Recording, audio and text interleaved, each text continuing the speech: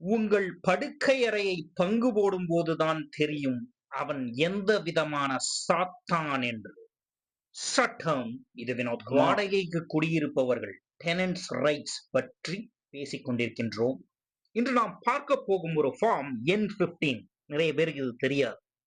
Tenants notice to end my tenancy because of fear of sexual or domestic violence and abuse.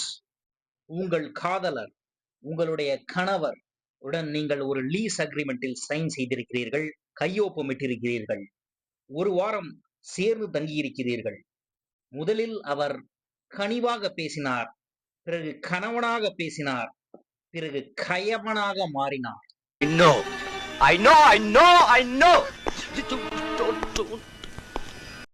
அந்த நிலையில் உங்களுடைய lease agreement, ஒரு வருடம் இருக்கும் லீஸ் அக்ரிமெண்டிலிருந்து எப்படி வெளிவருவது?